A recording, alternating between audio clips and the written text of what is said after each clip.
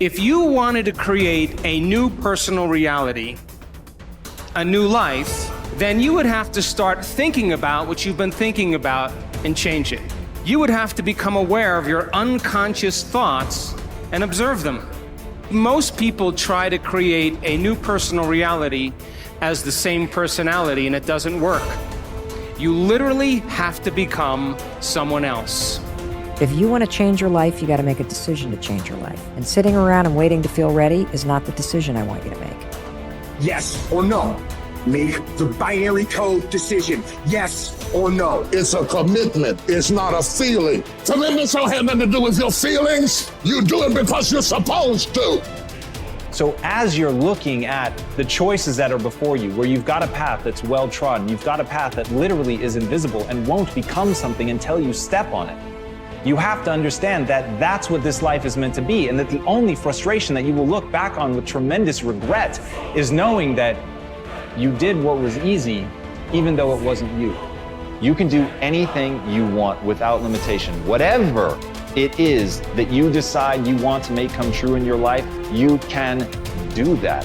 It is going to take an inhuman amount of work. You're going to have to be prepared to break yourself in half. You are going to have to learn more than anyone has ever learned. You're going to have to push yourself harder than anyone has ever asked you to push yourself before. You're going to go way beyond your breaking point. And why?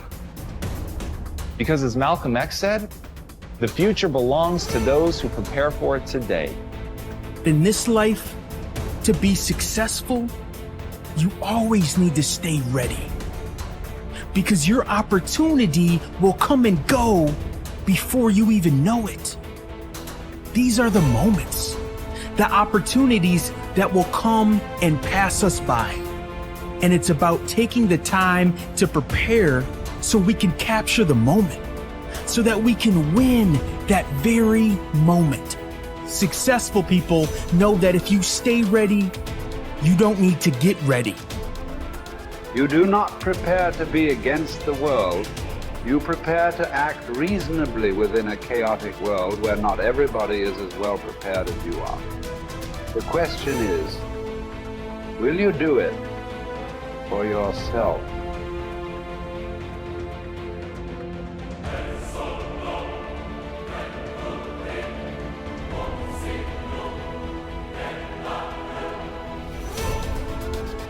Manifesting is intentionally training your brain and your nervous system to believe in something that hasn't happened yet.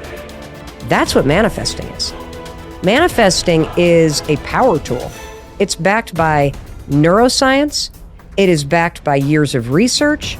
And when used properly, it helps you achieve your goals because it helps you prepare to do the work. I use science-backed manifesting tools every single day to shut down the negative conversations in my life and to live a big life and to take big risks. And dude, Olympic athletes use manifesting. And we're going to get into how Olympic athletes and the world's leading, business leaders and successful people everywhere use it. But I'm telling you right now, the way you shut down your internal conversation that is holding you back is manifesting. Manifesting is one of the first things you have to learn how to do to get started on making this a reality. So what is manifesting? Manifesting is mentally training for getting what you want. That's all that it is. It is part of the toolkit that successful people around the world use. Let me tell you what manifesting is not. Manifesting is not thinking thoughts and then hoping they come true. That is what people do on their 7th birthday, and they blow out the candles. That is not what we are doing here. Manifesting is based in neuroscience. It is a tool that you are going to use precisely, intentionally, systematically, with purpose. Because you use manifesting to rewire your mind and your body and your spirit to help you do the work to achieve your dreams. When you use manifesting properly, you are removing the mental obstacles of self-doubt, resistance, fear, perfectionism, feeling overwhelmed, other people's expectations, all that stuff that is holding you in place right now, that makes you spin in circles. Manifesting clears that shit out, and it programs, using science, a completely different way of thinking and feeling about the things that you want to create in your life. And when you manifest properly, it's almost like the pre-game training that you do before the big game. It prepares you to take action. It boosts your confidence. It gets you ready to do that thing. There's 3 P's that you got to annihilate, crush, or destroy if they're getting in the way of your progress in a relationship or your career or your happiness or your health. These are the 3 P's that make learned helplessness. Number 1, you think the problem is permanent. Once you've had enough disappointment, sometimes your brain doesn't want to get disappointed, so it's a permanent problem. Please write down, no problem is permanent, only your soul is permanent.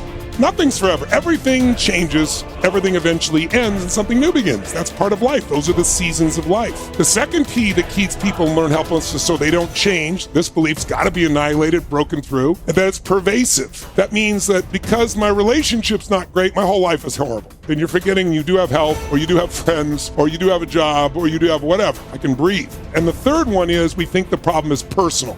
There's something wrong with me. And if you start believing that, it becomes self-fulfilling. You give up. See, I'm not good enough. I'm not beautiful enough. I'm not smart enough. I always screw it up. So those 3 P's got to be destroyed. If we don't have a sense of purpose, then you're doing the thing you're doing just for the sake of doing it, right? Like I'm making money just for the sake of money. I'm turning this wrench just for the sake of turning this wrench. And when we do things that contribute to something else, contribute to something bigger, it gives our lives and our work meaning. And when we have a sense of meaning, when we have a sense of purpose, it does many, many things to us. It builds our self-confidence. It makes us better decision makers. It makes us better in relationships. And at the end of the day, it makes us enjoy our lives and find fulfillment in in our work. And I think so often, and I think there's a lot of people don't think about it this way. They don't think about what's the purpose of all of this. What's the reason I'm doing all of this? We usually default to, I got to pay my bills. That's a function, because I was told to do it. Because everybody has to work, or because I'm just trying to, I want to make this company the biggest or the best. To what end? To what value?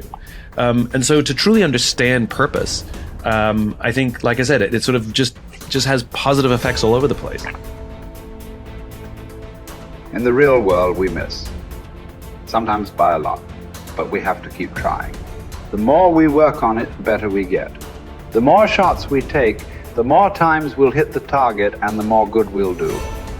When a philosopher, he said, is exhorting, persuading, rebuking, or discussing some aspect of philosophy, if the audience pour forth trite and commonplace words of praise in their enthusiasm and unrestraint, if they even shout, if they gesticulate, if they are moved and aroused and swayed by the charm of his words, by the rhythm of his phrases, and by certain rhetorical repetitions, then you may know that both the speaker and his audience are wasting their time, and that they are not hearing a philosopher speaking but a flute player performing.